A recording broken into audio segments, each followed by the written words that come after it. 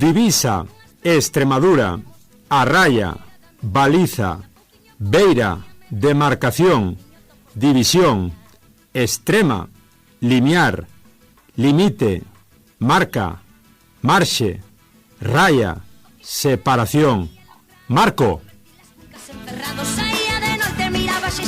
Que non me vira mover os marcos e movendo a pedra e agachando a man. Un marco cambiaba e a eira medraba, sumaba e a terra da miña veciña cambiaba e a pedra que ninguén me vira. Aquí comeza unha nova edición do Marco, ese espazo do Galiportus no que estades sempre dispostos a atravesar polo lado da lá. Querido aventureiro, querida aventureira, pouco amigo ou amiga de respetar as fronteiras establecidas, sempre a facerte preguntas e querer descubrir, este é o teu espazo.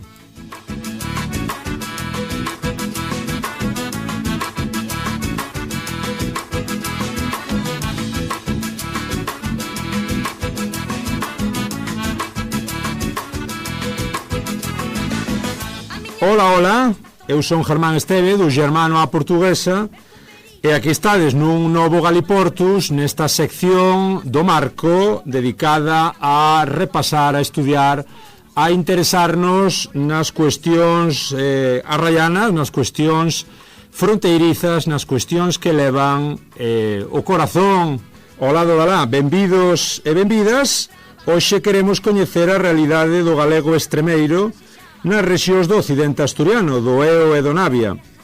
Aí está ese galego tamén que existe, que loita por sobrevivir e baixo a presión do asturiano e do propio castellano. Falamos cos que máis saben disto todo xa, vai vos encantar.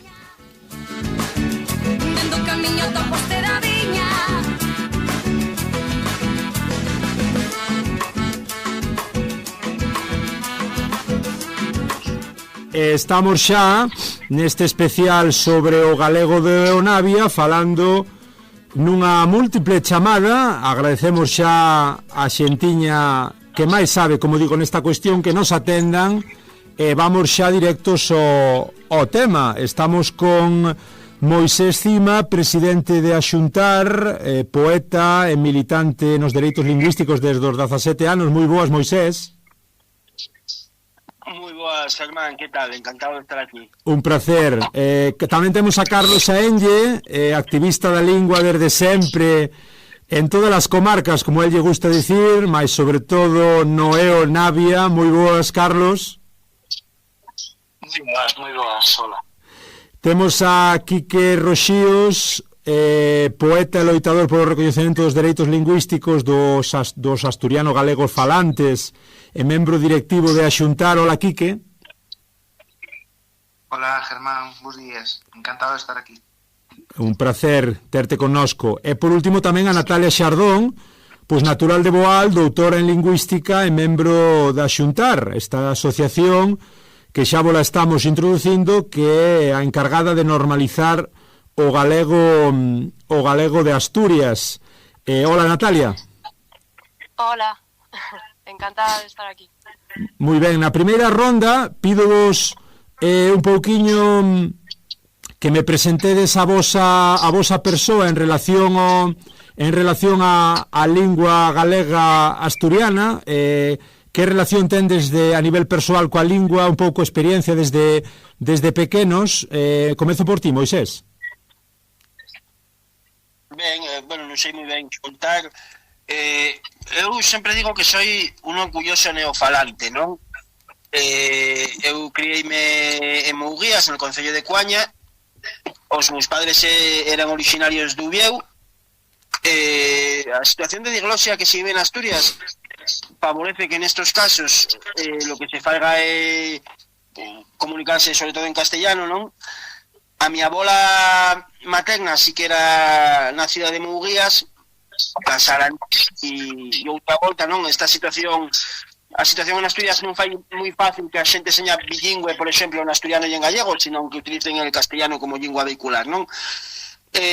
Nestos casos de conexión entre dous territorios lingüísticos. E a miña relación coa lingua foi ter un pouco moi rápido presente que a lingua na rúa e pois tía diferencias coa lingua na casa e tía diferencias coa lingua na tele, non? Empecé a militar nos dereitos de comunicación, nos dereitos lingüísticos, con unha visión moi distinta a la que teño agora, con 17 anos. Marchei a Ubieu vin a Ubieu, que é onde vivo agora, a estudiar. Tamén me comprometín coa defensa da lingua asturiana, seguín comprometido coa defensa da lingua gallega, por cousas da vida comprometíme coa defensa da lingua de signos, e en realidad para min el feito de formar parte de un territorio asturiano de lingua gallega pareceme que nos axuda a abrir a mente e abrir as portas al mundo para Leonavia, para Asturias e para nosotros como individuos, non? Fixen mía esta lingua, digo que soy orgulloso neofalante ademais porque moitas veces moita xente en Asturias el tema de ser neofalante como que lo esconde. Eu creo que é unha cousa que temos que reivindicar tamén, porque a lingua al final é gracias tamén aos falantes que non se perden e aos que se gañan, non? Estás en Oviedo, dixeche, non, Moisés? Sí, eu vivo no Oviedo. Me Muguía, soy un orgulloso coañés, pero vivo no Oviedo. Ajá. Bueno, un pouco a cuestión tamén que acontece pois nas extremas galegas, non? A cuestión da despoboación. Agora falamos de todo iso. Hola, Carlos, outra vez. Dinos un pouco por onde andas ti e quen é Carlos Saenlle, cal é a súa relación co galego do Leonavia desde pequeno. Hola a todos e a todas. A ver, a miña cuestión é un pouco un cóctel de moitas cousas. Pero a min o que máis me incidiu é que meu pai foi mestre en Castropol, 11 anos.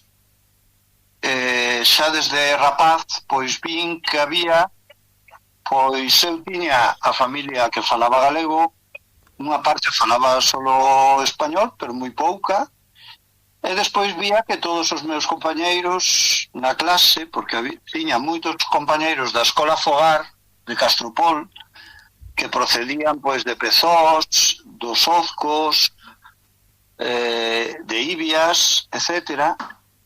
Eu xa desde pequeno notaba que había dúas linguas distintas. E a partir de aí, pois xa xerou pois unha idea. Despois, por cuestións xa da vida, pasaron os meus pais a emigrar ao centro de Asturias, pero eu nunca me desvinculei desa zona. Ainda teño moitos amigos ali, e despois tamén, como parte da familia materna, estaba vinculada a Taramundi e a Pontenova, a Río Torto, a terra de Miranda, pois a partir de aí, pois a miña vinculación veu por aí. Despois, eu coñecín a xente da Mesa de Defensa do Galego de Asturias, con Beni, que era o presidente, e a partir de aí, pois xa foi cando veu toda a miña loita persoal pola da lingua, non só polo galego, porque en moitos foros internacionais, en moitos foros estatais, estiven defendendo tamén a parte asturiana, do asturiano. Independente despois de que recibiste paus. Pero bueno, unha cousa é a lingua e outra cousa son as persoas. Claro. Moi ben, Carlos, dixécheme que estabas por onde? Agora mesmo estou en Oviedo, pero bueno, a partir do domingo estarei en Compostela. Moi ben. É dicir, vivo a cabalo entre Galicia e Asturias nestes momentos por cuestións laborais. Vale, vou contigo, Quique, contanos un pouco quen é Quique Roxíos, como é a túa relación coa lingua, a túa loita particular, e lémbrate tamén, Quique, por favor, que cando non fales, a ver se podes apagar o micro para que non nos faga interferencia. Vale, Germán. Pois, bueno, eu nací nunha aldea do Concello de Boal, nas ribeiras del Navia. Minha aldea chamase Roxíos, e é unha lingua que mamei con minha mãe e meu padre.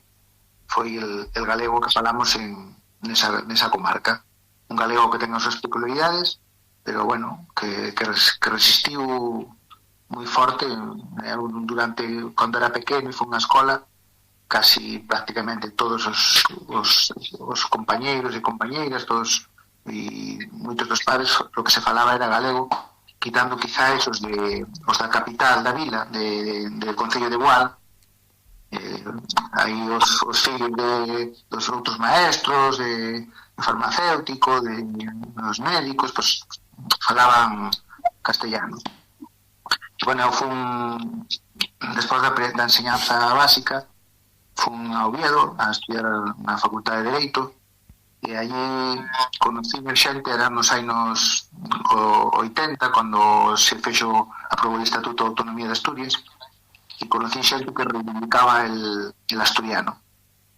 Eu pensaba, na miña casa, aunque miña madre sempre dicía que utilizar a palabra galego para referirse a nosa fala, a maioría da xente lo que solíamos dicir era a nosa fala ou el chapurreao. Utilizabas el chapurreao. Cando fui ao Oviedo, que ese concepto vulgar del noso idioma, sin ser consciente de que temos un idioma, pensaba que era unha especie de falar mal, e incluso cheguei a pensar que era unha variante del bable. Con esos asturianistas, pues, aprendí moitas cousas. Logo naceu a MDA, a Mesa Parlamentaria de Asturias, eu participei tamén na súa constitución. Bueno, xa con os estudios de Danos Alonso, con os traballos lingüísticos que fun lendo, pues dime conta de os estudios que fixe na Facultade de Dereito, pues aprendí que existía o cousa que se chamaban dereitos lingüísticos, que nosotros, os estudianos de falantes, tamén tíamos dereitos lingüísticos, que lo que falábamos científicamente non era o avaliar el bable, e empecé esa lluita. Por razones personales emigrei e viví en territorios con outros idiomas oficiales, en nas Islas Baleares, con idioma catalán, en Cataluña, e tamén agora actualmente traballo no País Vasco con el euskera. Entón, tamén observei e vin outros xeitos de tratar os idiomas propios, e, bueno, sempre luitei para conseguir que eso mesmo que se fai en outros territorios con os idiomas propios, que se fagan en Asturias, con o asturiano, e tamén con el galego de Asturias. E, bueno, neso sigo. Logo, literariamente, pues, cando era socio da MDG, participei en alguna publicación literaria que fía, e empecé a escribir e a seguir escribindo en galego de Asturias, de algún xeito mantendo o meu idioma, a pesar de vivir fora noutras terras con outros idiomas, seguir mantendo esa vinculación e ese conocemento da miña fala, del meu idioma galego de Asturias. Dixécheme que estabas agora por Euskadi, Quique? Sí, agora traballo nos xulgados de Donostia, San Sebastián. Vivo en Astigarraga, un municipio pequeno, moi famoso por así. E, bueno, tanto en Cataluña como en Euskadi aprendín algo sobre del idioma catalán e del idioma euskera, falo un pouco. Pareceme que é un esforzo importante que todo o mundo debe de cuidar el idioma propio. E na nosa terra, en Asturias, vives un retroceso. Non hai transmisión xeneracional del idioma, os bolos e as bolas aos nenos e as nenas, aos netos e as netas, non lles falan el idioma materno. E, bueno, hai un concepto casi pintoresco dos idiomas, non relacionado con a necesidade de a lingua materna que seña a lingua vincular na enseñanza, que teña presente nos círculos culturales, nos circuitos de poder, na administración, nos medios de comunicación. Ese concepto falta na terra. Moi ben, e vou contigo, Natalia, tamén. Contanos aí esta natural de Boal, esta doutora lingüística, quen é, como se achegou a cuestión das linguas, da lingua, como acabache tamén a xuntar, quen é un pouco, Natalia? Bueno, pois eu nacín en Boal nel ano 1990, e digo isto porque foi el ano da publicación das normas da mesa que despois foron olvidadas, non? E eu tomo isto como unha, digamos, unha especie de señal de que, ou de seña de que algo habería que facer. Eu de nena, os que me transmitiron el galego foron principalmente os meus avós, que dos Oscos, porque a familia de meu padre foi dos Oscos. De feito, o meu padre naceu na aldea de San Martín. E para min, por eso, o galego é parte esencial de quen son, vai comigo onde vou eu, por mundo. E despois marchei a estudiar, como tantos, e especialiceime en lingüística teórica, cousas de estrutura, significado, porque nunca me chamou moito a atención el tema sociolingüístico por a problemática de Asturias. Intentei estar un pouco nel nivel científico e fer a miña vida, pero despois eu penso que un punto de inflexión foi nel 2014, cando vin que cambiaban a toponimia e que alteraban el nome de Boal e poñíanlo como Bual con U, intentando casar un sistema de 7 fonemas que ten el galego nun sistema de 5 que ten el asturleonés. E foi aí, eu estaba nos Estados Unidos e escribín no periódico porque pensei que se eu non decía nada, sabendo as cousas que sabía, pois que quen iba a felo, non? Naide ben vai vir defendernos. Entonces eu fixen eso e foi un pouco el primer compromiso xa adquirido e despois a raíz, fun a estudiar el doctorado e cando, isto foi en 2021, creouse a asociación un pouco recollendo o testigo da primeira, da mesa, e foi cando dixen que decidín xa meterme 100% nesto. Esa é un pouco mi historia, e fágolo máis que nada por meus avós, por a súa memoria e por a dignificación de toda a xente da nosa zona que ben lo merece.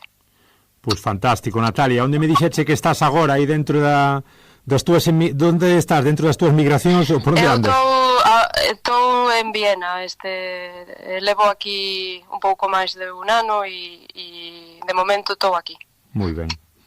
Moi ben. Pois despois comentamos algunha cousiña máis a nivel de experiencias persoais e de curiosidades, de anécdotas. Vou contigo, Moisés, se che parece, como presidente de Axuntar, que é Axuntar, cal é o seu obxectivo, cando se funda, un pouquiño, danos aí tres parámetros para facernos unha idea deste tipo de asociación o que representa. Nosotros somos unha asociación que se chama Axuntar, Asociación para a Normalización del Gallego de Asturias. Con eso un pouco xa explicamos que somos, non? Fundámonos en el 2021, se non me equivoco, recibindo un pouco xente que víamos de distintas sensibilidades. Como comentaba Natalia, pues moita xente procedía del entorno da MDG, ou foron militantes de MDG, que foi a mellor falarnos máis de eso, ou Carlos tamén. Outra xente empezou cando me presentei, dixen que empecé a militar con unha sensibilidade completamente contraria a la que fui adquirindo cos anos, non? Eu empecé a militar en Xeira, que é unha asociación que ten outra visión del gallego de Asturias, pero fue cambiando de visión e cuando, falando con Quique, falando con outra xente, empezamos a dicir, joder, un pouco a raíz de lo que decía Natalia, perdón, no, a raíz de lo que decía Natalia, non, un pouco a raíz de que se creara na reforma na pretensión de reforma del estatuto, de que se creara el glotónimo e o naviego, pois vimos tamén que, que pasar de chamar a lingua oficialmente gallego-asturiano a chamar a o naviego implicaba moitas cousas, non era un cambio de glotónimo na máis porque si, non? Y bueno, cuando se reabría el debate sobre la oficialidad en Asturias, que pues desde el 95 non se abrirá esa posibilidad de reforma del estatuto, volve a abrir esa posibilidad de reforma del estatuto, vuelve a presentarse el debate y nosotros quedamos particularmente marginados.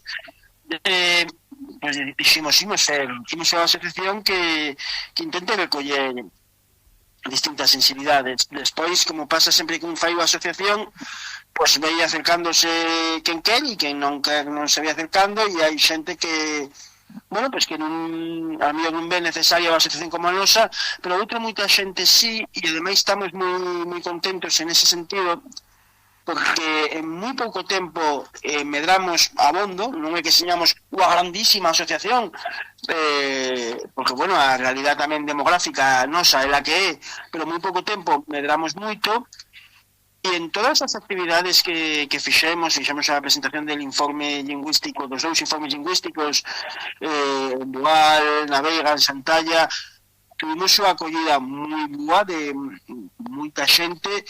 E agora coa campaña de Pararlle sus pés estamos recibindo moitos apoios que ven de Galicia, pero tamén moitos apoios de Leonavia e de outras partes de Asturias e del mundo, e la verdad que en ese sentido podemos darnos con un canto nos dentes, porque estamos tendo un avance, creo que para as dificultades que se nos presentan, que estamos tendo avances significativos. Logo xa nos contas máis de un pouquiño deses avances. Moisés, vou contigo, Carlos. Fagamos un pouquiño de evolución histórica, se che parece ou se vos parece, porque hai moita xente que nos estea escoitando e que pois non acabe de asimilar que fan estes galegos falando de Asturias. É dicir, hai moita xente que equipara fronteiras pois administrativas con fronteiras lingüísticas. Isto, evidentemente, cando profundizas un pouco daste conta de que casi nunca é así. Que referencias históricas temos ao galego do Eonavia? É dicir, como foi un pouco a evolución, como son esos límites na súa fala, a situación xeográfica? Carlos. Bueno, matiz, a cuestión identitaria eu creo que sería máis ben unha cuestión de tipo persoal. Eu pensaría que cada un que se sinta como quere, ¿no? O que se sinta asturiano, que se sinta español, galego ou europeo. É dicir, eu non me marcaría a lingua, porque creo que metela dentro dun marco moito máis diminuto. Entón, eu a parte identitaria sí que a quitaría fora da cuestión da lingua, porque mesmo hai xente que acontece en Galicia, é dicir, que se sinte plenamente española e fala un galego precioso, e hai xente que é soberanista a tope e fala un galego que non hai nin por onde collelo. É dicir, a cuestión da identidade eu creo que é un tema que daría para un debate, para un programa inteiro. Sí, sí. Creo que non é un matiz moi importante que hai que decir.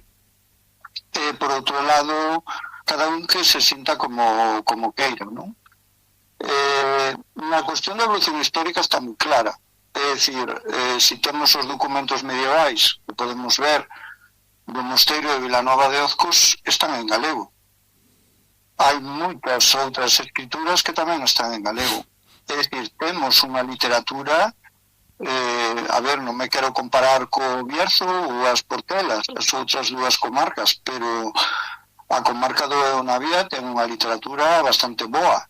É dicir, faltan, algúns xéneros, é certo, pero tamén faltan en Galicia, obviamente. Non podemos falar, eu que sei, de novela negra ou novela de todo tipo, non?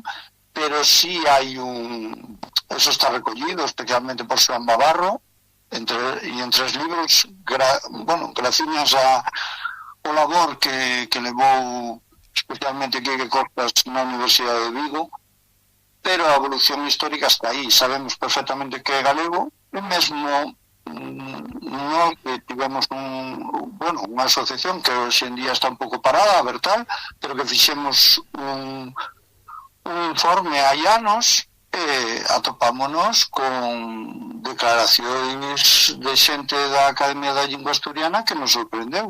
É dicir, na prensa da época dos 80 e dos 90, onde falaban claramente que era galego. E mesmo Arias ou Ana Cano defendían que era galego. Fronte o que se pensaba desde o propio Principado.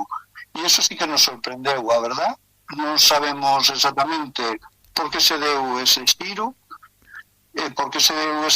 nun momento dado por un presidente que procede de Galicia, como foi Trevín, é dicir, de pai da Ponte Nova e de mai de Santalla de Ozcos. É rarísimo que unha academia da lingua asturiana ni siquiera o poña en plural, é dicir, das linguas asturianas, ou polo menos que se faga unha academia para a comarca. Non estaría mal un estatuto comarcal como ten o Val de Arán, que se falou no momento, pero que esa idea pues quedou aí aparcada porque realmente o PSOE tampouco lle interesaba neste momento, todo hai que decirlo. Entonces a evolución lingüística está moi clara, é dicir, forma parte do bloque do galego oriental. Dentro da lingua mesmo temos un concello como é Negueira de Muñiz, que ti vas por ali e a diferenza que podes ter entre Ibias e Negueira de Muñiz é nula, completamente nula. É dicir, se legalmente en Negueira de Muñiz falas de galego, que pasa? É que se fala en Ibias. Claro. Sí. Negueira máis asturiana que galego, e si tirando de simplificación, non? Estando en Galicia, e Ibias máis galega que asturiano estando en Asturias. Sí, daste conta, a ver, que, por exemplo, a mí sorprendeume que moitas veces falábase máis galego en Castropol que no propio Ribadeo, estando as dúas vilas xuntas, porque, bueno, para min a ría non se para nada, o revés une. Entón, isto que me sorprendía que moitas veces, por exemplo, que a elite cultural de Ribadeo, nos meus tempos non hoxe en día, pois falaba menos galego que se falaba en Castropol ou nos Ozcos. Eso, bueno, daría tamén para outro debate, porque eso iría por estratos sociais e sería todo un estudo sociolingüístico da zona e dos sectores. Eso pasa tamén en Galicia, non é nada novo. Agora lle pregunto sobre lingüística a Natalia. Vou, nun tanto, un pouquiño con Quique, que está por Donosti, bueno, e conoceu tamén a realidade catalana, veume un pouco a cabeza, e con respecto tamén ao que decía Carlos fora da antena, que non lle gustan as etiquetas. Houve unha etiqueta bastante importante e significativa con respecto ás linguas que están fora dos límites administrativos, que foi o lapao, aí tamén é o aragonés, digamos o catalán que se fala na franxa aragonesa. Como entender tamén a comparativa con esta etiqueta de Eo Naviego, Quique, que similitudes ves? Sí, ahora quería comentar o cousa primeiro. Sí.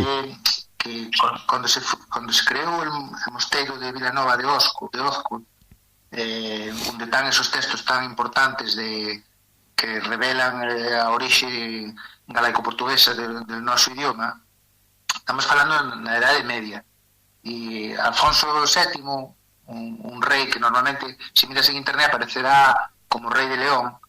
Ese rei falaba galego e naceu en Caldas de Rei, en Pontevedra, criouse en Galicia, e ese rei foi el que, ante un conflicto de propiedades que había entre o Obispado de Lugo e o Obispado de Oviedo, fixo resolución, bueno, cedeu estos territorios de Leonavia al Obispado de Asturias. Entonces estamos falando que nese momento histórico empezou a nosa vinculación legal, por así decirlo, con Asturias, que ainda non existía nin Asturias nin nada. Un dos primeiros documentos dese mosteiro, a primeira compraventa, fexose no Priorato de Xío, e a muller vendeu as terras que tiña en Cedemoño e foi firmado en 1162, xa morrera Alfonso VII e gobernaba el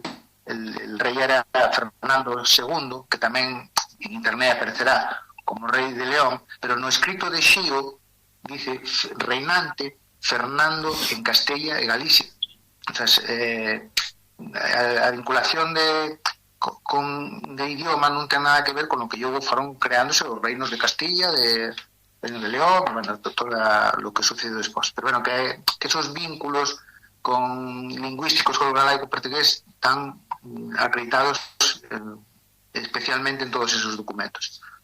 Luego, con relación a lo que dices, pues sí, é verdade que é a realidad que en Aragón a creación de eso que se chamou el APAO son xeitos de intentar ocultar que en Aragón, ademais del aragonés, se fala el catalán.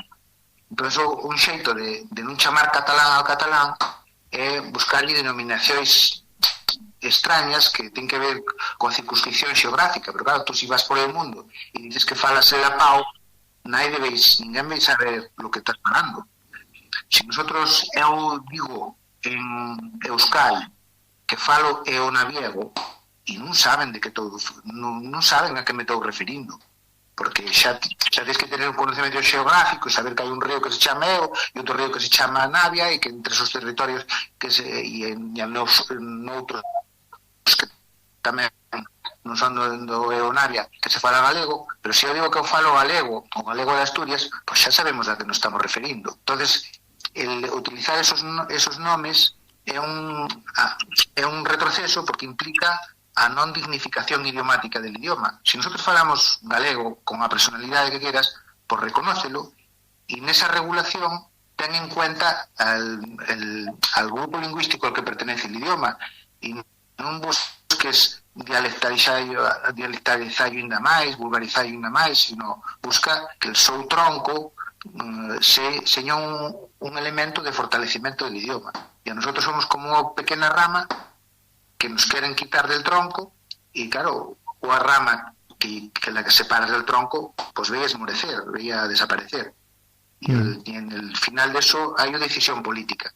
Nosotros precisamente en a Xunta denegaron hai pouco a subvención e por corrección ortográfica e nos correccións ortográficos lo que fan é a persecución de aquello que ten de galego no noso idioma. E hai un tratamento onde parece que a cuestión filolóxica dicen que non ven al caso. Pero como non vai haber a cuestión filolóxica dun idioma a caso del tratamento que sigue a idioma? Dicen que a cuestión sociopolítica. Entonces, claro, perdes el norte porque se quere perder el norte, porque a intención é a que é, e a intención é xebrar el noso variante lingüística del resto da familia lingüística del idioma. Non sei se con esto che contesto lo que... Sí, perfectamente. Aparte está moi ben porque eu lanzo as preguntas e vos despois pois ides sinalando os aspectos que considerades máis importantes da pregunta e o que queirades relacionar con aspectos que están enriquecendo moito a conversa. Vou contigo, Natalia, como doutora en lingüística. Sí, Natalia, contanos un pouquiño cales son as características do galego de Asturias. Algo xa fomos comentando, creo que era Carlos que decía que trátase dun galego pois de bloque oriental. Para quen non teña moita idea de que lle estamos falando, explícanos un pouquiño a cuestión lingüística, eses rasgos e un pouquiño como conflúe tamén cos dialectos asturianos. A ver, vou ver si podo dicilo en pouco tempo.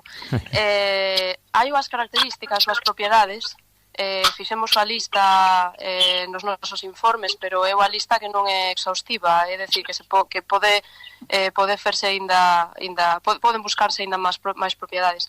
Pero bueno, cando se buscan propiedades hai que, primeiro de nada, hai que pensar que, por exemplo, el compartir palabras con el asturiano o con el castellano, el vocabulario, al fin y al cabo, préstase moito aos préstamos, bueno, al intercambio, pero despois hai outros dominios da lingua que son máis como é máis difícil que cambien, ¿no? E isto pues, estou falando de propiedades pues, fonológicas, por exemplo, el inventario vocálico, en galego femos a distinción entre dous tipos de E e de O. Entonces non é lo mismo el oso animal que el oso del corvo, ¿no? Y estas propiedades que vou citar pues danse desde Fisterra hasta el río Navia. Por moita variedade dialectal que haxa e, además, teño que decir que en galego distínguense moito os dous bloques, digamos, el oriental, que é el noso, e el Atlántico, non? E el oriental, teño que decir que as propiedades de galego dos oscos pues, diferencianse moi pouco de os dialectos que poden falarse en Mondoñedo, por suposto na Fonsagrada. Bueno, isto xa por dar unha introducción. Propiedades, pois temos os sete fonemas vocálicos. Despois, propiedades que non é que las buscase eu, é que son propiedades que xa foron vistas, algúas al menos, por Menéndez Pidal nos primeiros del siglo XX. É unha lista de cousas observacións que foron facendo distintos filólogos e que van desde as 7 vocales hasta a pérdida da N intervocálica, a ausencia de ditongación das vocales, pues, en vez de cuerpo, corpo, eu como pronombre de primeira persona singular, este dativo lo que chaman dativo de solidaridade, de échevos el hora, o vaiche chover, este tipo de cousas, el como os verbos, pois, como femos a morfoloxía verbal, e despois cousas un pouco xa máis de construcións sintácticas, pois el ter, por exemplo, a construción co el verbo dar máis participio, cando decimos casi non dou chegado, isto todo non existe nin en el castellano, solamente en el que está en el contacto con galego, e non existe en el asturiano, ¿no? Entonces, esto todo existe solamente hasta el río Navia, quizá en alguna aldea al este, pero bueno, xa aí empieza a transición, ¿no? Bueno, como lingüista a veces, pues, al leer cousas que dicen certos académicos de Asturias, de academia, que pues, dicen cousas como non podemos caer nel prexuicio gratuito e falto de rigor que lo que se fala nel Navia e galego, isto cito textual de un informe que fixeron en el 2006, claro, elos dan argumentos, por exemplo, dicen que temos el artículo el, entonces non decimos o can, decimos el can, ¿no? E elos dicen que isto é señal de que temos rasgos asturleoneses. Entonces digo eu, pero vamos a ver, señores, él es el artículo en castellano. Como sei eu que él... o sea, as influencias del asturleonés, a mi modo de ver, son prácticamente nulas, non? Por moito que elos queren dar argumentos, pero non, o sea, filolóxicamente non se sostienen. Entonces, é un pouco eso, non sei se cuesto é suficiente introdución, como lo ves? Sí, moi ben, para dar 4 pinceladiñas un pouco sobre os principais rasgos, sí.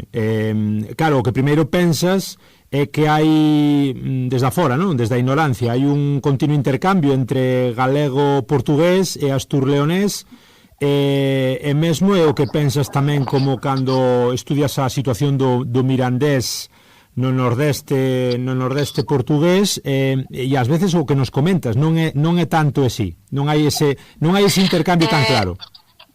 A ver, é que a Romania en xeral das linguas que ven del latín podemos pensar que é todo un continuum. O sea, a idea del continuum é moi poderosa porque dende Galicia a Rumanía podemos pensar, bueno, é que é todo lo mesmo, non? hasta certo punto. Pero é que a filoloxía se encargouse de, precisamente, establecer unha serie de propiedades que definan as linguas, non? Para nosotros poder falar e clasificar. E cando estás nun nivel científico nel que estás mirando estas propiedades, daste conta de que el dominio galaico é que chega hasta el Navia, pero sen ninguna dúbida. Entonces, bueno, é un pouco a nivel lingüístico, pues é moi hai un consenso total, o sea, salvo xente que é, pues, en mi opinión, dogmática. Sí. Sí. Vou contigo, Moisés.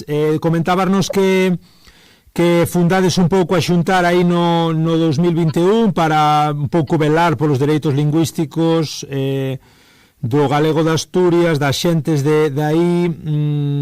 Como loitar un pouquiño por eses dereitos cando vemos pois situacións tan complicadas? Bueno, os catro, ningún dos catro está pola zona, vemos que hai moitísima despoboación, envellecemento.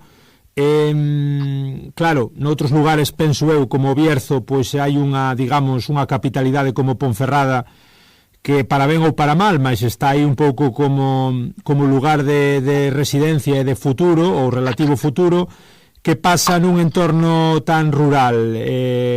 Moisés, como loitar un pouquiño aí con estas cuestións todas? Bueno, eu creo que el tema do envellecemento dase en todo el mundo, non? Quero dicir, a acumulación da población en zonas urbanas, pois dase en Leonavia, dase en Asturias, dase en Galicia, dase en todos os lados.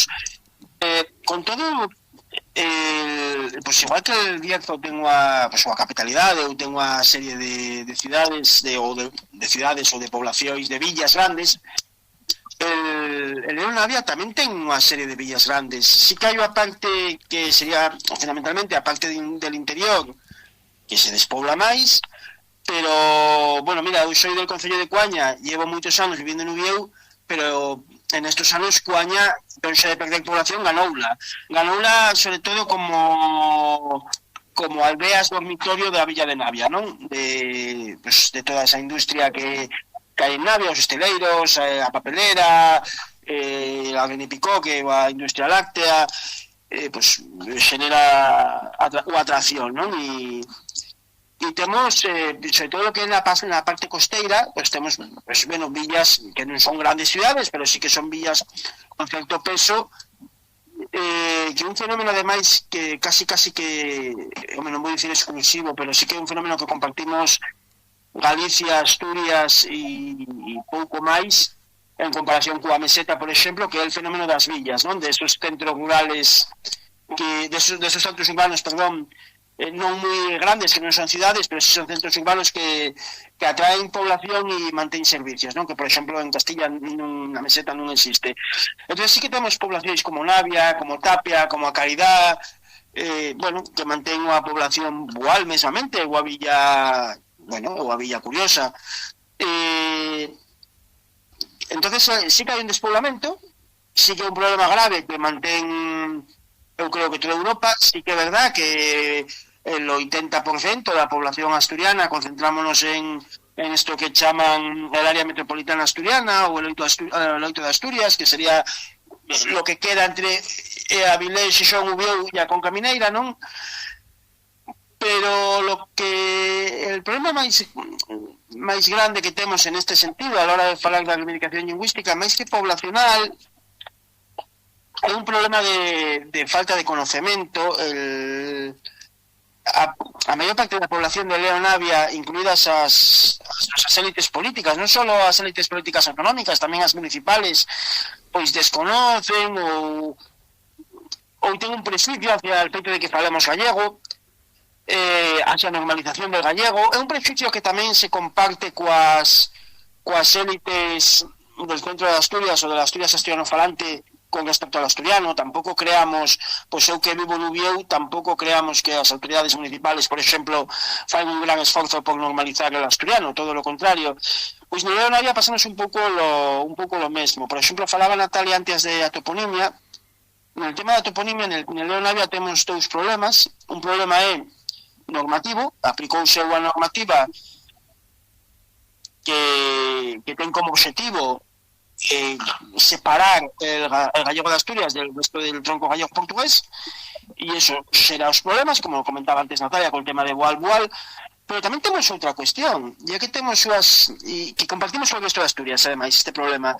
Por exemplo, no caso da toponimia, Asturias foi un caso único en España, porque a Galicia, por exemplo, chegou a oficialidade gallego, chegou ao Estatuto de Autonomía, despois da morte de Franco, e de repente, pois, en Galicia a administración autonómica dixo: ostras, é que non é a Coruña, é a Coruña. É que non é Ourense, é Ourense, non é el Ferrol del Caudillo, é Ferrol. En Ferrol, por exemplo, hubo un debate filolóxico, porque primeiro oficializouse como o Ferrol, e despois quitouse el artículo, pois, quero dicir que o debate filolóxico sempre está aberto. Pois en Asturias el que fexo a administración asturiana, por exemplo, con o tema da toponimia, e é na máis un exemplo, foi delegar nos concellos.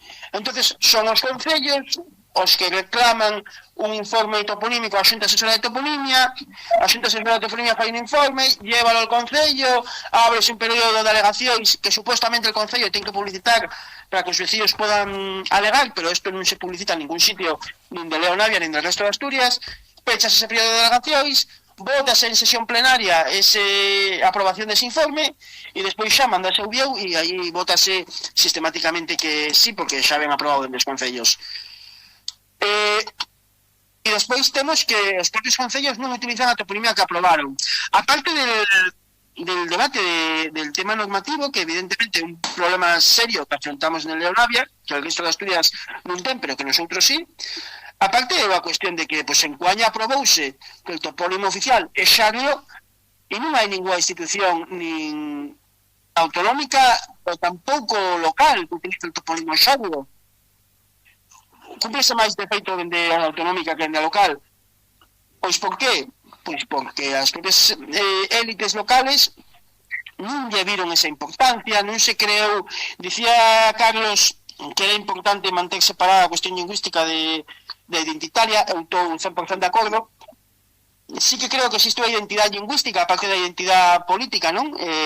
Quero dicir, eu como ciudadano podo identificarme como ciudadano asturiano, como falante de gallego, non?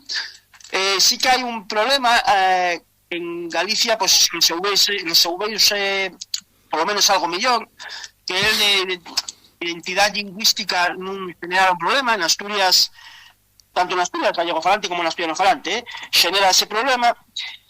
Entonces eu creo que o que temos que facer é, primeiro de nada, concienciar a población asturiana en xeral e unha viega en particular, de que el asunto lingüístico é un asunto importante, que non é un asunto de... Aquí xenérase moito ese discurso de claro, que queredes subvencións, e xenérase ese discurso de eu como autónomo teño que pagar impostos e tú estás pedindo que poñan el gallego nas escolas, ese tipo de cousas, non? Pois temos que xerar conciencia de que non ten que ver unha cousa con outra, que outro tipo de problemas non van a agravarse. Hai xente que dice, é que van pechar el hospital de Xarrio e estades reivindicando que se diga Xarrio. Bueno, pues el hospital de Xarrio, porque digamos Xarrio non vai deixar de pecharse se pecha, non? Entonces, entender que eso non, que a reivindicación lingüística non vai en contra de outras cousas, de outros dereitos ciudadanos, que os ciudadanos la asuman, que as élites políticas la asuman, naturalizar el feito de que se fale gallego en Asturias e que as poblacións, pois a decía Carlos, non? Que as identidades políticas non ten por que ir a mao de as identidades lingüísticas e non pasa nada. Entender e fer entender tanto a sociedade de Leonavia como a sociedade asturiana, como as élites políticas, e ademais el gallego, aparte de ser un dereito, aparte de ser a lingua de noso, aparte de ser a nosa cultura, é unha oportunidade hacia el mundo, abrirnos hacia Galicia, abrirnos hacia a lusofonía, de repente convertimos en unha comunidade lingüística que pasa de ser esta falía que falamos na miña aldea a ser a segunda lingua románica máis falada del planeta, non? E sobre todo creo que temos un gran problema que compartimos con outras comunidades autónomas, un problema político de moitas veces de caciquismo. Nosotros temos un problema moi serio a xuntar, falaba antes Quique de as subvencións que de repente se negan con uns criterios que non aparecen nas bases, que non se sabe moi ben, bueno, que son aleatorios completamente, que, pois bueno, aquí hai unha serie de xente que pode ter esa capacidade de mandar e decidir, temos moi pouco relevo político a nivel autonómico, evidente, a nivel municipal, bueno, depende dos concellos tamén, hai concellos con máis relevo, outros con menos, pero al final temos tamén unha situación onde se fai moita política e moita política lingüística, porque al final, cando falamos de derechos, falamos de política, non falamos de filoloxía. Faise moita política lingüística fora dos ámbitos oficiales. Quero dicir, moitas decisións non se toman en sesións plenarias dos concellos, que é o ámbito oficial, ou en sesións plenarias da Xunta Xeral, que é o ámbito oficial, senón que se toman pois en despachos privados, en bares, en chamadas telefónicas. Nosotros de repente nos topamos con que nos deixan de recibir alcaldes que xa tiñan a palabra o que iban a recibirnos, non se sabe por qué. E despois, bueno, pues un pode entender que, bueno, que hai chamadas telefónicas detrás. Entonces eso é difícil, lo que é el caciquismo é difícil combatillo, porque é unha cousa que excede con moito a reivindicación lingüística. Lo que é a cuestión estrictamente lingüística, eu creo que sobre todo pedagogía e non dar pasos atrás. Dicir, mira, nosotros somos gallegofalantes, somos ciudadanos asturianos, temos esta serie de derechos e exixímoslos en plena guerra, non? En ese sentido, botamos a andar a campaña para alguén sus pés, onde entendemos que nas disposicións legales que saca a Xunta Xeral non se pode usar outro glotónimo que el que establece a lei de uso firmada en el 98, que neste caso é gallego-asturiano, que non é un glotónimo que nos encante, pero polo menos é un pequeno paso. E al final é un traballo e unha carreira de fondo, non é unha cousa que podamos obter grandes resultados en pouco tempo, pero eso pasamos a todas as linguas minorizadas del mundo. Sí, é un pouco con respecto ao que comentas de ese pragmatismo moitas veces sin sentido, non? Dese autónomo que ten que pagar os impostos e que andades aí reivindicando o que el considera que son cousas menores e que andades aí loitando por esas subvencións, solo queredes andar detrás das subvencións, como se as linguas de Estado, como se algunha lingua do mundo non recibira fondos públicos para a súa difusión, para a súa promoción e para o seu coñecemento. En fin, Carlos Aenlle, un pouco estamos escoitando aí diferentes voces, a verdade que está sendo moi enriquecedor. Parece que os focos están sempre postos en Asturias, un pouco cando escoitamos a cuestión, pois bueno, a presión que se fai tamén desde Asturias para o recoñecemento ou non do galego que se fala aí nos marcos, na unión co Asturias oficial ou oficialista, e poucas veces nos lembramos tamén do papel galego. Digo porque, por exemplo, vimos de falar ca xentiña do Bierzo e acaban de sacar un dicionario fantástico, Sara Rodríguez, aí co fantástico tamén Quique Costas e compañía, un dicionario do galego do Bierzo. É dicir, non sei un pouco como ves o papel da administración, do ámbito académico, do ámbito da sociedade civil, é dicir, como atende Galicia tamén este caso tan particular? A ver, en Galicia hubo varias etapas, pero se temos en conta a actualidade, eu penso que as institucións galegas deixan moito que desexar, a verdade. A ver, a Real Academia Galega ten paralizados casi todos os seminarios de sociolingüística.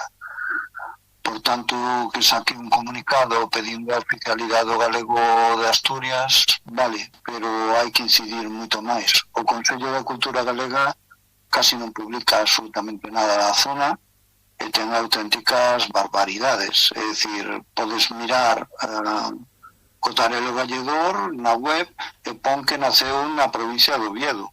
É dicir, a estas alturas.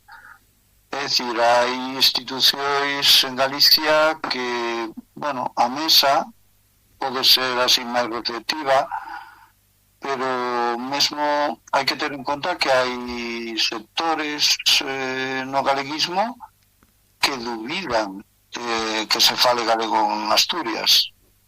E podo falar de alguna dirixente que, bueno, xa cambiou a súa opinión, pero son xente que está no Parlamento galego.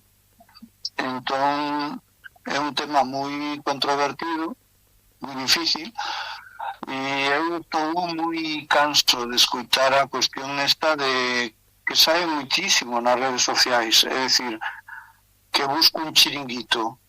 A ver, pero que chiringuito vou buscar se eu teño a miña vida encaminhada cara a outras cousas? Que chiringuito? Se eu, cando fixen o dicionario, precisamente puxen cartos do meu peto, é dicir, indo a multitude de aldeas, a multitude de xente, quedándome en casa de amigos. É dicir, como se pode decir cando non recibí unha subvención na miña vida? É dicir, todas as subvencións que pedimos como Asociación Abertal, e daquela estaba Ramón de Andrés, na política lingüística, foron todas rexeitadas. Todas. A razón que nos puxeron foi por falta de presuposto. Pero que falta de presuposto se despois víamos unha subvención por poñer uns cartéis en asturiano da Comisión de Festas de Valdeso. É dicir, eu non sei realmente, a ver, os tribunais sabíamos perfectamente quen decidía estas cousillas, non? Pero as subvencións foron rexeitadas todas. Despois pasamos de pedilas. E verdadeiramente a única vía que tivemos foi a Universidade de Vigo, nin a USC, nin a Universidade da Coruña.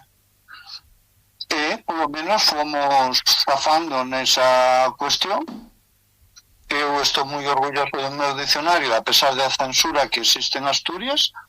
A min repartiu o dicionario en varias bibliotecas e non aparece nas bases de datos deles, só aparece un exemplar na Veiga e un exemplar en Navia. Cando hai outras bibliotecas que teñen o dicionario, por que non aparece? Porque o dicionario que eu non fixen para nada ningún tipo de propaganda nos foros asturianos, nin asturianistas, máis ben, bueno, teño que agradecerlle aquí Correxíos, que puxo moitas veces a cuestión da edición do dicionario, era, en todos os grupos, foi censurado. Eu solo creo que nun foro, el Occidente Asturiano, creo que quedou un apartado nada máis. Como a estas alturas, se vivimos nunha suposta democracia, é dicir, e eu non teño ningún problema, teño unha biblioteca de Leonavia, sempre o dixen, algún dos que estamos aquí se a coñece, como Quique Rosíos, e eu teño todas as tendencias habidas de por haber nesa biblioteca. A mí non me caen os anéis por decir que un Xosé Miguel Tapia fai un vocabulario de mántaras pola Asociación Xeira e que me parece unha obra impecable. É que non me cae ningún nada. Non vou rexeitar ese estudo para nada, ainda que non teña a miña normativa. Pero eu non comprendo este tipo de censura. É que é unha censura atroz. É dicir, ou que se me denegue presentalo en certos sitios, porque dicen que non teñen sala. Digamos que o traballo xa está feito, Carlos, xa se fixo, xa fixeches ese traballo a pé de campo, ese dicionario do galego asturiano, e que, polo que comentas, non obtivo ese recoñecemento oficial, ou encontrache moitas portas pechadas. Sí, moitas portas pechadas. E eso sorpréndeme. É dicir, que sei que, a ver, na biblioteca da Haya, a través de Ignacio Galán, sei que está un exemplar aí.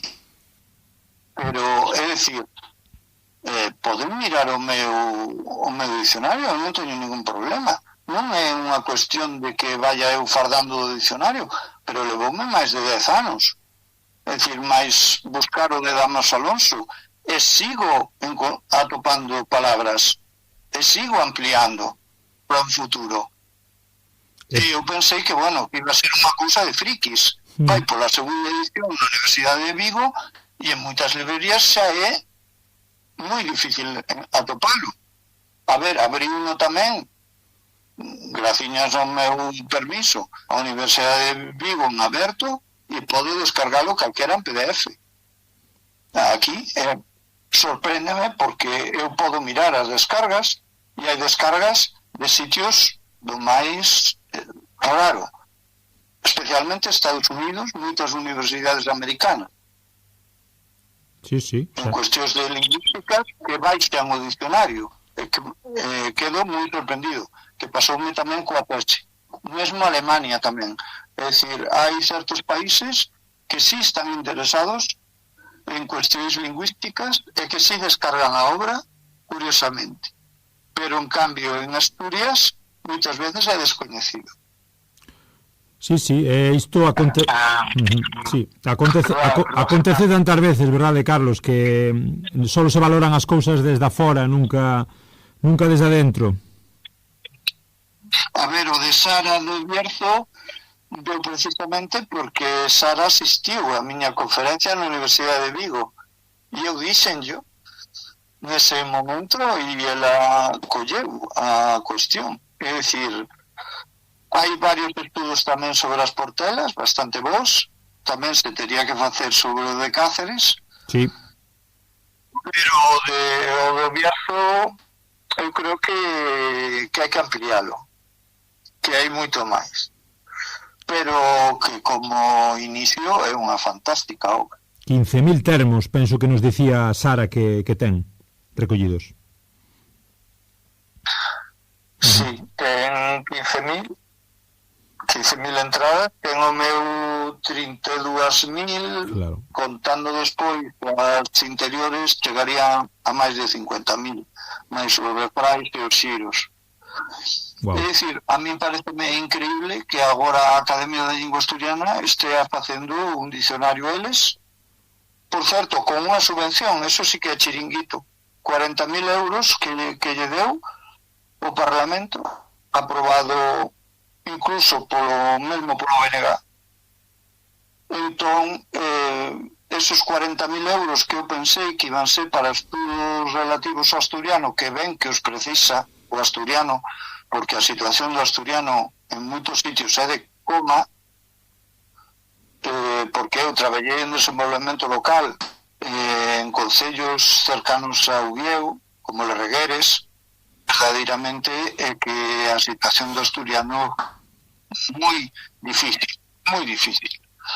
Por tanto, eu creo que ese diñeiro deberían empregalo cara aí, e non cara a unhas enquisas que manipulan completamente con Llera Ramo, que non ten ningún sentido, ou despois con unha secretaría, con unha persoa que foi profesora mía, ademais, é que non sabe nin galego, é que non ten publicacións tampouco referidas ao galego de Asturias, é que é inaudito, é como se pos, non sei, nunha oficina do catalán a un tío de Vallecas, con todo o meu perdón para Vallecas. Sí. É dicir, que non está nada como se dice, da lingua que está tratando, é que lle fan os discursos.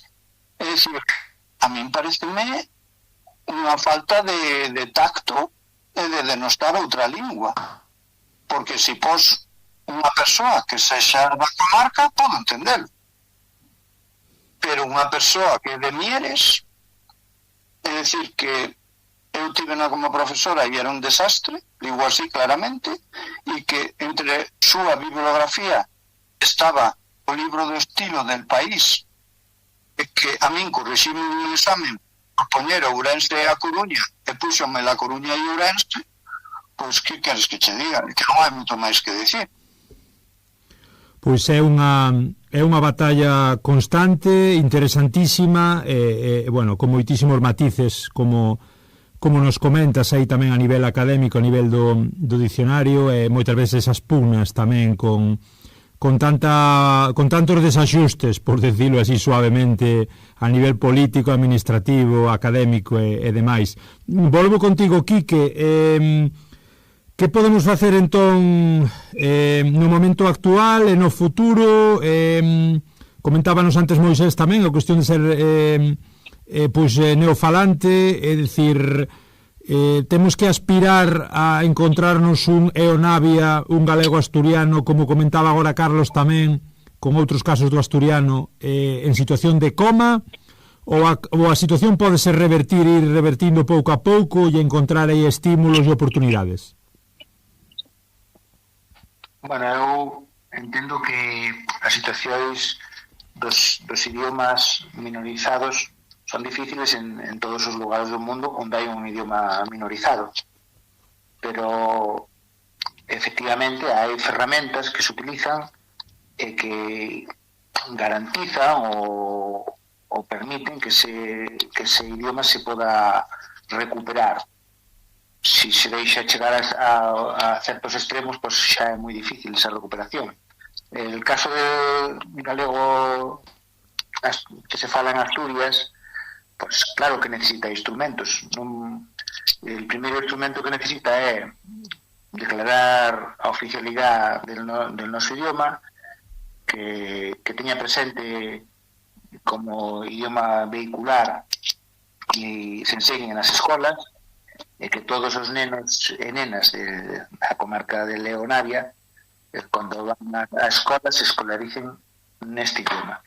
Escolaricen neste idioma sabendo de que idioma se trata e del corpus ao que pertenece, e con unha normativa que se faga como se falla mellor en Illes Baleares. En Illes Baleares el Estatuto de Autonomía reconoce que el idioma das Illes Baleares é catalán.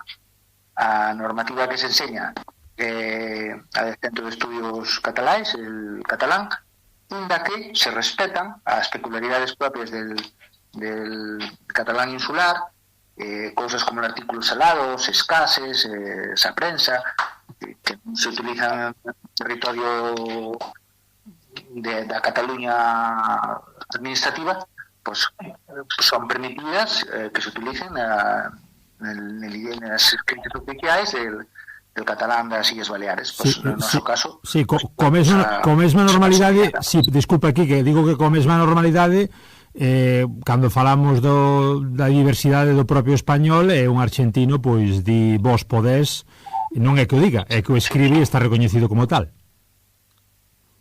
Claro, tratar con dignidade idiomática el idioma, respetar as súas variantes, é a riqueza.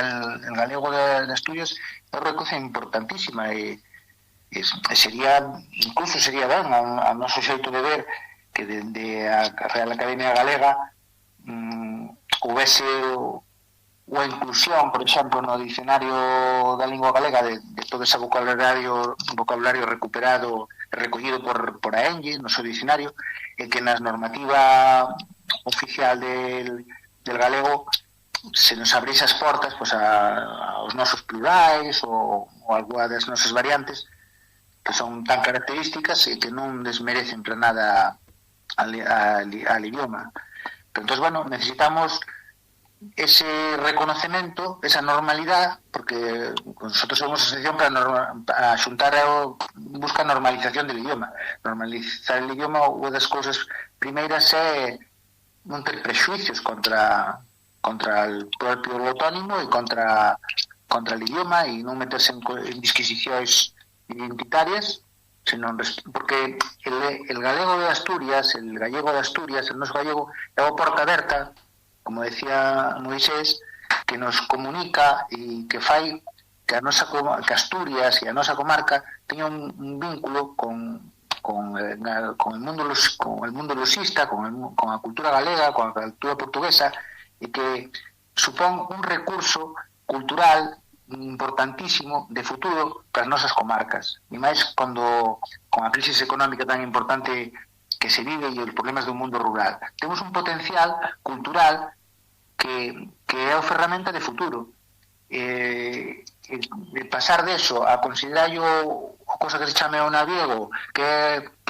cada vez que ves o palabra en galego común, que al mellor se perdeu ou se non se utiliza, veslo como se fose contaminación, eso é un error moi grande. Temos que ser para recuperar ese patrimonio que é a herencia que temos, e que, bueno, se a xente non dice venres e dice viernes, pois a palabra venres haberá que recuperalla. Se a xente non dice mércores e dice mércoles, pois haberá que recuperar mércores. Cando son palabras propias da zona e que incluso se están recollidas en Galicia gracias a que existe esa que se mantuveron vivas na zona de Leonavia, que ten unha das características del galego de Leonavia é o seu arcaísmo. Entón, bueno, eu creo que o futuro está neso, en reconocemento, normalización e sobre todo, bueno, na enseñanza con calidade, porque se metello na enseñanza de xeito que lo están fendo agora, que inculcan no prexuicio, eso é como enseñar para abandonar el idioma, é o que se está fendo. Enseñar para que non se utilice, que eso non é o que ten que fer as administracións, non é iso o que ten que fer. Tratar un pouco o idioma como se fora un museo, non? Claro, esa idea del idioma como cousa pintoresca, como cousa nosa de recordos e meter nos diccionarios, guardallos. No, os idiomas, eu vivo en el País Vasco, cualquier comunidad de vecinos o comunidad de propietarios, en cualquier lugar, verás unha utilización bilingüe do idioma. A pesar de esos tópicos que hai, acabas ali e todos quitan os queren. Non é certo. Tú vas aos hospitales, vas a unha clínica, vas a cualquier administración e todo bilingüe. Incluso traen na administración de justicia e están os formularios en bilingüe. E hai un respeto, unha dignidade. Celebran el festival Jazz al Día, o Cinema al Día, e el euskera está presente xunto con el inglés e xunto con el castelán. E el euskera é un idioma tan minorizado, o máis minorizado que el galego, pero eles están conseguindo éxitos e que el 70% da población dos estudiantes lo conozcan perfectamente, que todo o mundo está escolarizado nese idioma, e nosotros, con un idioma latino que é moito máis fácil, estamos conseguindo que se deixe apartado e que non se respete. Iso é un problema das autoridades. Faltasme tú... Tamén somos responsables, claro. Xa. Temos que ter por cuidar lo noso. Si, dicía que me falta Natalia, e vou ir acabando xa, deixo vos unha rondiña agora a todos para últimos apuntes, mas desta última tanda gustaríame comentar a Natalia tamén en relación co que fomos falando co resto, desde un punto de vista práctico tamén, se calquera galego que nos estea a escoitar e que pense en pasarse uns días por a zona, por Castropol ou por a vega por a Tapia de Casariego ou por Navia, por aquel occidente asturiano, se pode utilizar o galego tranquilamente, ou se vai encontrar cunha situación de diglosia e de moitos prexuicios, como comentaba tamén Moisés, e mesmo se algún portugués, que tamén temos moito ouvinte portugués, pode entender esta situación de proximidade, de parecidos, de oportunidade un pouco tamén de utilizar un portugués, digámoslo así, de mínimos, ou un portugués agalegado na hora de comunicarse tamén perfectamente. Que se vai encontrar nese occidente asturiano? A ver, unha cousa que relacionada con eso é que en el informe que preparou el Principado sobre as linguas para el Consello de Europa, empeza el informe dicindo que el asturiano é a lingua del Principado e fai lo mesmo cando fala de organización da nova Consellería de Política Lingüística. En un artículo 6 dice que el asturiano es patrimonio colectivo de Asturias. Non fai mención a ninguna outra cousa. E os números en términos de habitualidade del idioma, que é un pouco lo que poden encontrarse por tanto portugueses como galegos cando ven a visitar a nosa terra, a vitalidade do idioma, eu quero resaltar que, inda que ten tanto obstáculo, está moi vivo, e non solo en Leonavia. Podes ir al centro de Asturias e hai barrios en los que escuitas máis galego que asturiano seguro. E el informe, esto contrasta un pouco coa versión oficial, ¿no? A versión oficialista dice el leonaviego, como lo chaman, fálase en 18 concellos que ten 30.000 habitantes, e el asturiano fálase en el resto de Asturias que ten casi 1 millón. E entón xa é como que xa ten justificado el abandono que fan, ¿no? Pois non é, eso é unha manipulación como outra. Teño que decir que a nivel práctico calquera que vaya por Leonavia sabe que a lingua está viva, se fala. Outra cousa é que non se digan como se chama, pero está viva. El obstáculo maior que temos nosotros, aparte de ser unha lingua minoritaria en xeral, como el galego, é a Academia da Lingua Asturiana e el Principado de Asturias e tamén a nivel municipal. Temos unos obstáculos que, como non nos deixen ceibes, non imos poder normalizar nada. E eu teño que fer unha denuncia xa que podo, porque é o que chamei eu el exterminio amable.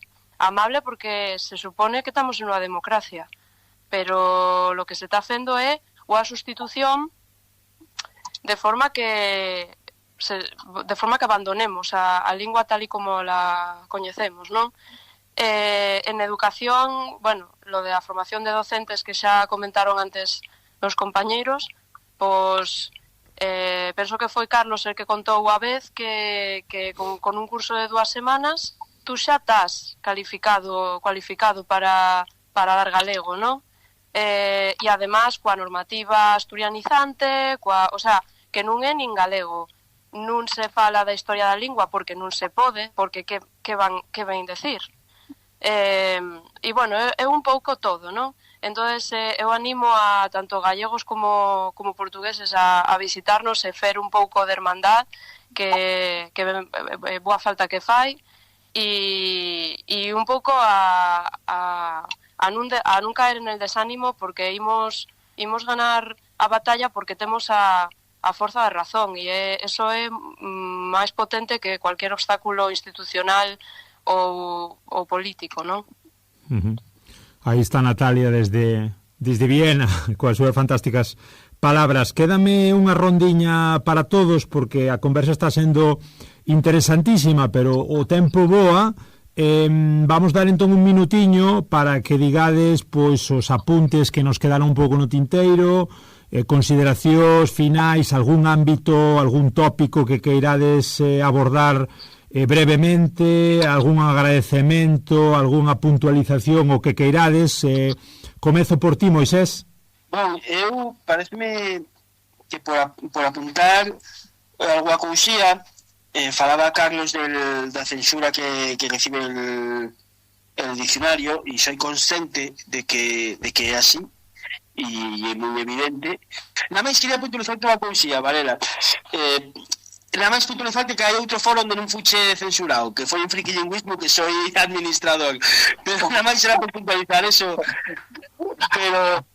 Pero sí, que decía, a censura é evidente. Lo que falabas de que si, pues esos gallegos que veñan a visitarnos, realmente estamos pegados a Mariña de Lugo, pois el contacto con xente de Galicia, evidentemente, falo da Mariña porque usei a costa, pero tamén estamos pegados a Fonsagrada e demais. El contacto é evidente dos dous sentidos, non?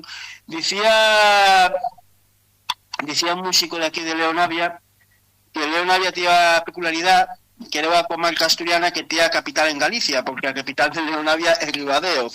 E sí que é verdad, non? Quero dicir que a caída que ten todo, por lo menos a parte costeira hacia Ribadeo é enorme. Entonces, como dicía Natalia, pois si benvidos os gallegos, benvidos os portugueses, e que falen a nosa lingua, non? A nosa lingua común sen medo ningún. El outro día tuve en Grandas e parei a xantar na Puela, que xa é territorio asturiano falante, non? E había unha camarera brasileira falando en portugués con unha cocineira asturiana que falaba en asturiano occidental, non? E non tiñan ningún problema. Pois menos en Leonavia, onde pois al final é mesmo de lingüístico. Eu quería apuntar, e non quero allargarme porque xa sei que teño pouca capacidade de síntesis, quería apuntar que al final en Asturias faise moita demagoxia política e faise moita demagoxia política col tema das linguas de Asturias, non? Moitas veces no asturianismo, eu militei no asturianismo, eu militei na reivindicación lingüística del asturiano, fui militante da Xunta para a Defensa da Lingua Asturiana, fui militante de izquierda asturiana. Moitas veces, moita xente en petit comité dice: sí, na Leonavia falase gallego, claro, xente que de Ubieu, de Xixón, que van a Tapia e sinten a xente falar e dicen, claro, isto é gallego, que vai ser? Pero claro, é que non lle podes dicir a ellos, a xente de Leonavia, que falan gallego porque che pegan. Non é verdade, evidentemente que non é verdade, pero creouse esa idea en el centro de Asturias, e eu sou consciente de que moita xente en el centro de Asturias evita chamar gallego al gallego de Asturias por medo a que a xente de Leonavia lle sinte mal. Eu a opinión publicada é a opinión pública, al final, non? Al final é a opinión que aparece nos medios de comunicación, a opinión oficial. Non pasa nada, tú vas a Leonavia e dices que falas gallego, que en Leonavia se fala gallego e naide te pega, a mí en 40 anos que teño naide me pegou. Pero moita xente ten esa apreciación.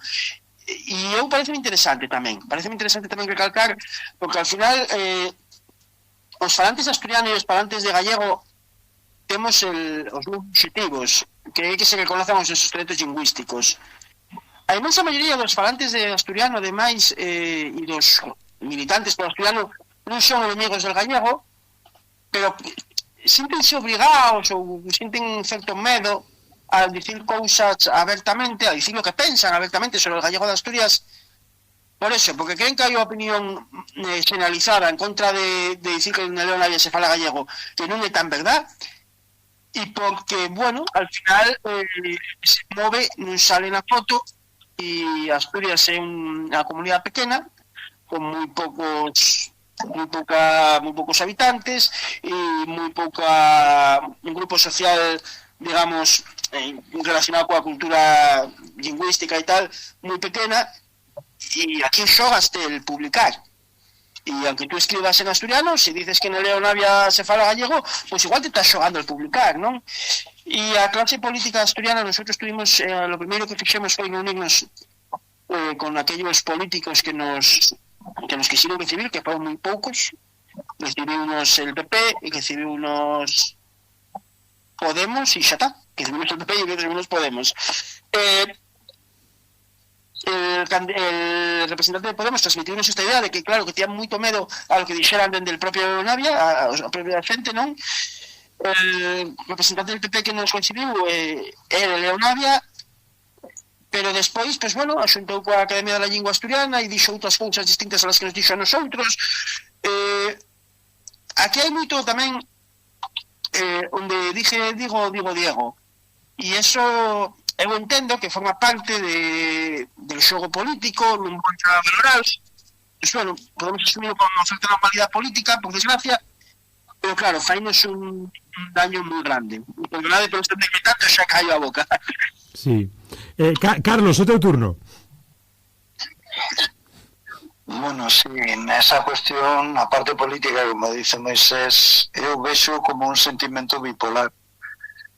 É dicir, en público din unha cousa e despois, por exemplo, Queipo, do Partido Popular, en privado, moitos alcaldes, e eu seilo pola cuestión de desenvolvemento local, onde traballei tanto tempo, pois dicenche abertamente que é galego.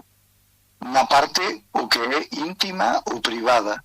Despois no público nunca, prácticamente nunca. É moi difícil escutar que é galego.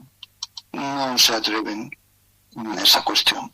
Pasa a moitos presidentes das asociacións culturais e de todo tipo. Eu non sei se é unha especie tamén de... Bueno, daría para un estudo antropolóxico. Hai un moi bo dun antropólogo dos Ozcos, García, que morreu hai uns anos, e verdadeiramente explica moi ben esta situación.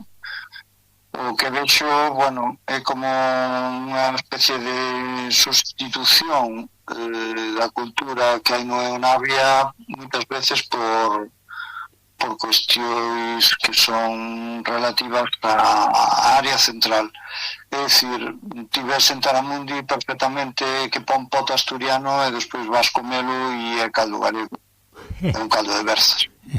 É dicir, hai cousas, pois ves un letreiro en Vilanova de Ozcos e pon Cascada da Semieira. Semieira é, como se dice, fervenza na comarca. Bueno, unha das variantes, a máis extendida, que tamén se di na Fonsagrada e que está recollida no dicionario da RAC, non?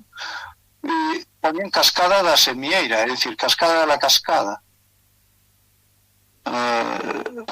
É dicir, deste tipo de diglosia dese moitísimo. Ou vas a Valdebois en Ibias, unha zona galego-falante, e os letreiros están en asturiano, é dicir, por parte da Consellería. Ou fan unhas vivendas sociais na Veiga e tamén estaban, os letreiros estaban en asturiano nada máis.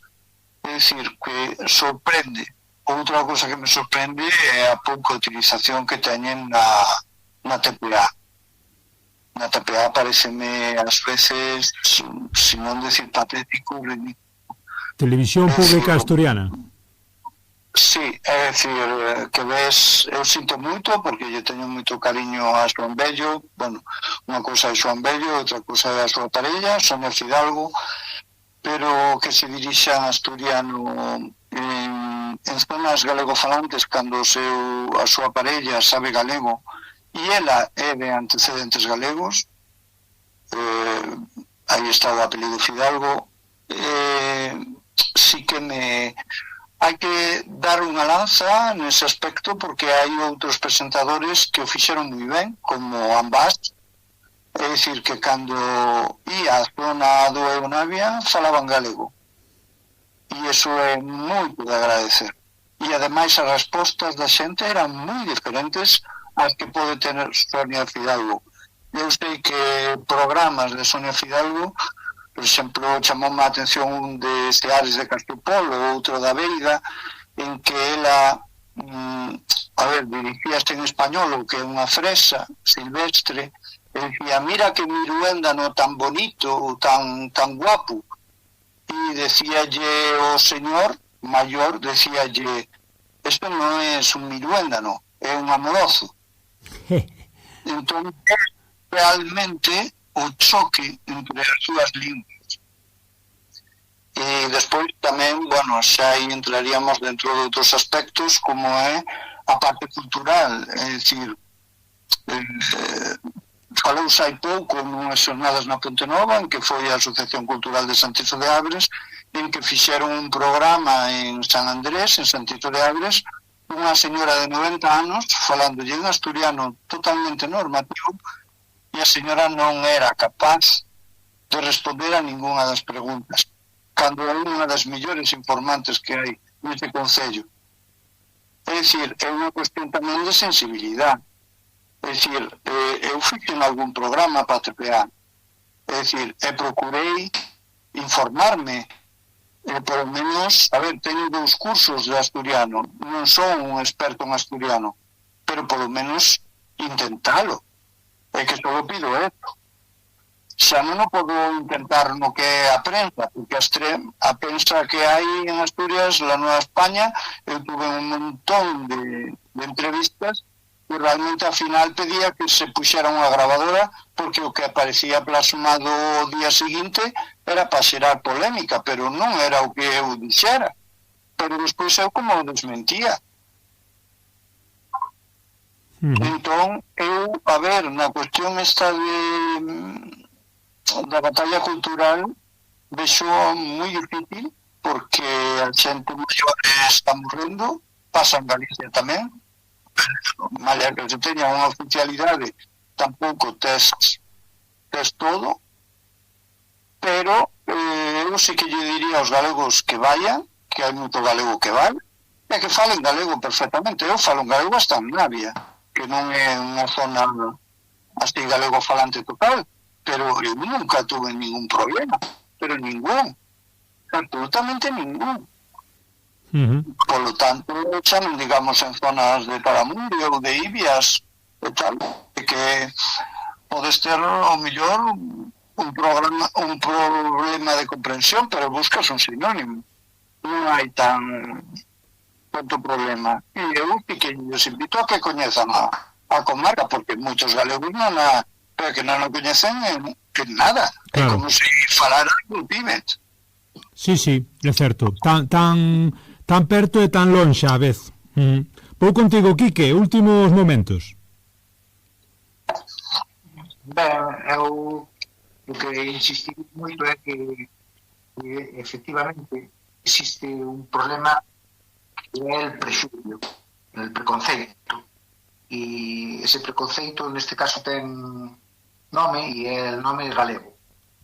A palabra galego históricamente tuvo un maltrato por fobia, bueno, esa estigmatización del povo galego como povo probe, e hai un prexuicio que existe en Asturias de rechazo a ese uso del galego, e incluso nos vinculos con ese retrato que a nosa zona emigrou a xente traballando nas concas mineiras, na siderurxa, e esa Asturias foi vista sempre como lugar de progreso, lugar de riqueza, onde ganarse el pan e mirar a vida.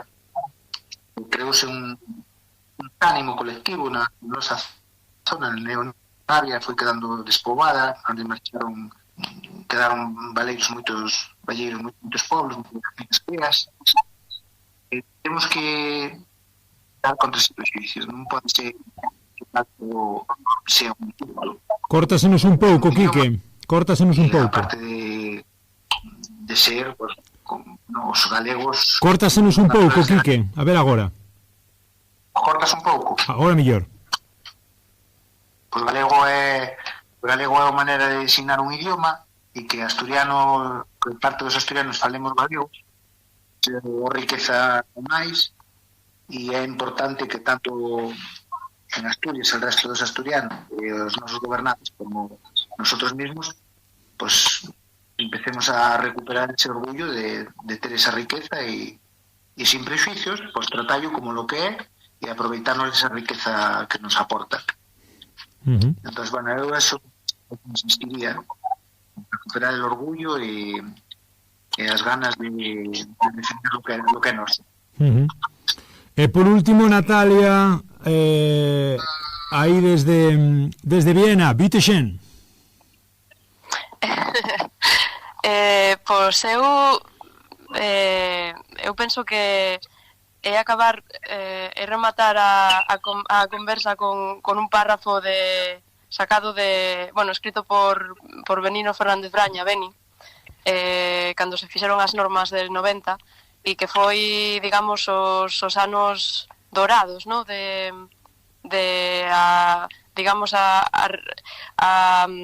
El resurdimento del galego en Asturias tamén, finais dos 80, e que dice así: como asturianos que non renunciamos a nosa lingua e a nosa cultura propia, porque non renunciamos a ser nós mesmos, queremos, con esta primeira publicación da MDG, contribuir á dignificación e á difusión del uso del galego no occidente de Asturias, a vez que desexamos vehiculizar na nosa propia lingua a problemática da nosa terra, tradicionalmente marxinada e esquecida dos poderes oficiais.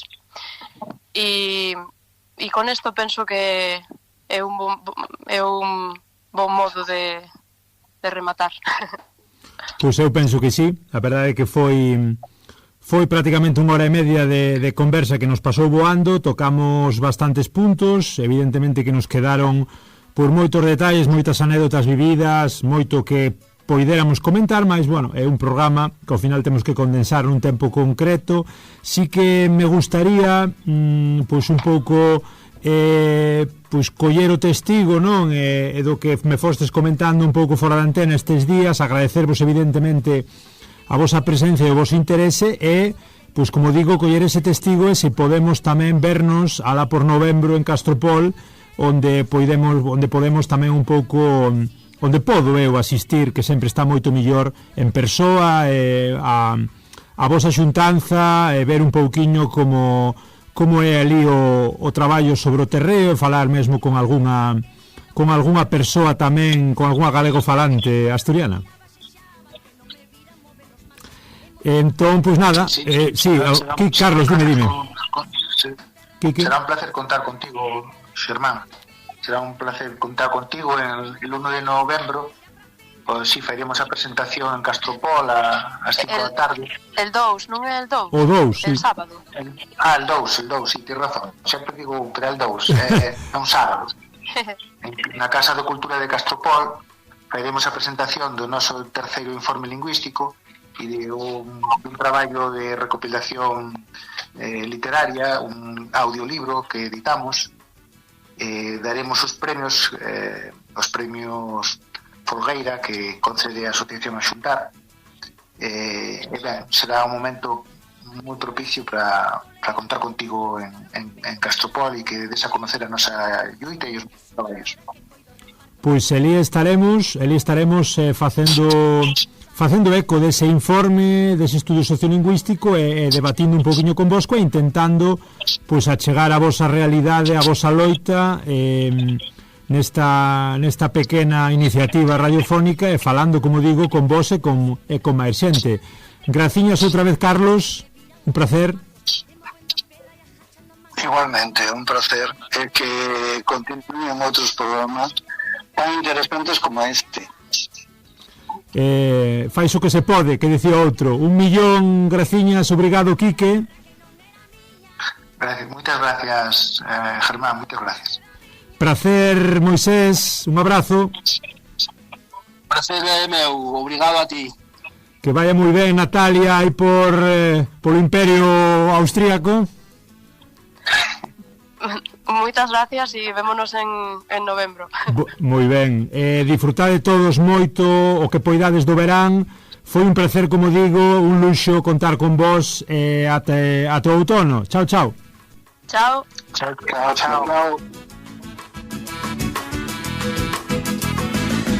Soy chefía de solteira, quedé con todo que miña nai tiña. El rei a casa, ojo al pomo e la eira, tiña unha leira estremeira camiña, unhas pedras nos extremos, iso xa era da miña veciña. Pois xa vistes un pouco, foi unha conversa interesantísima, como sempre intentámola condensar todo o posible, son 4 persoas falando, argumentando, con moitísimos temas, moitísimos tópicos polo medio, e ao final non é fácil facer un programa curto, porque a verdade é que nestes tempos de clique, de velocidade, de quero todo para xa, pois tamén nos presta conversar tranquilamente sobre hoxe, aquí no marco, o galego de Asturias.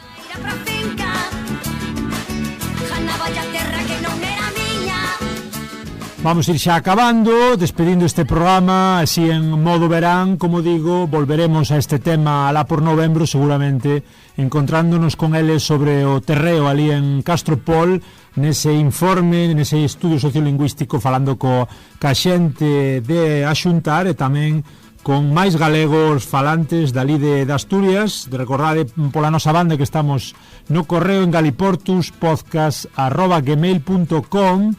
Tamén estades nas redes, en Facebook, en Twitter, en Instagram, comentado o que queirades, podernos escoitar ahora que queirades en iVoox, en Spotify, en Podgalego, en Apple Podcast, e estamos en Radio Ariz no 107.2 da FM aquí na Contorna con Carlos nos mandos técnicos. O programa sai os sábados de 12 a 1, redifusión ás 10 da noite do propio sábado e os luns ás 6 da tarde.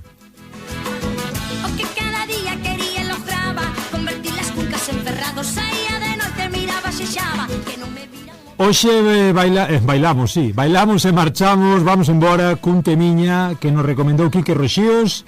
Trátese da cantiga del Teixo de Pastur, de Grasa Amiguiño. É un poema versionado a portuguesa, máis de, como digo, de temática galego-asturiana. O patrón é dunha cantiga de Alfonso X. Marchamos con este temazo. Graciñas, obrigado, chao, chao, ata a próxima.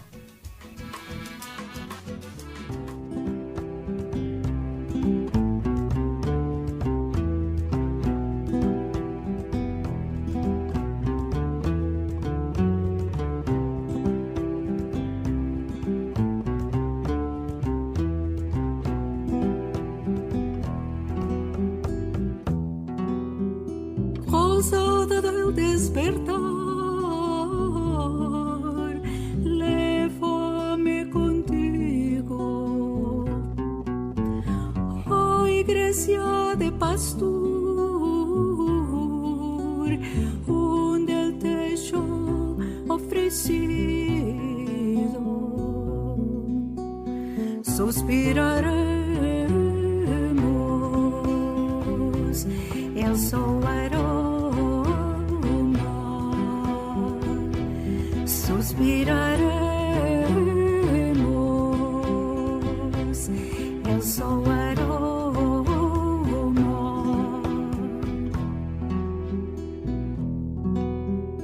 Rosa del despertar, lévame al tu lado, oh iglesia de pastor,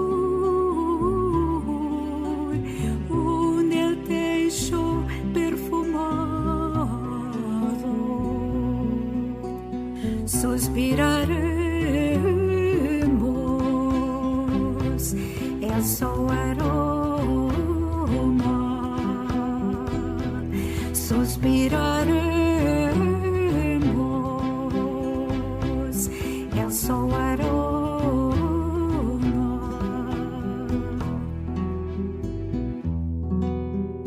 Oh iglesia de pastor, techo querido, que adivia media novas del meu amigo, suspiraremos el sol aroma, suspiraremos sol aroma.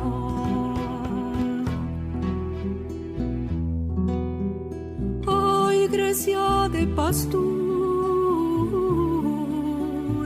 onde el techo sagrado que adivia media novas del meu amado, suspiraremos el sol aroma, suspiraremos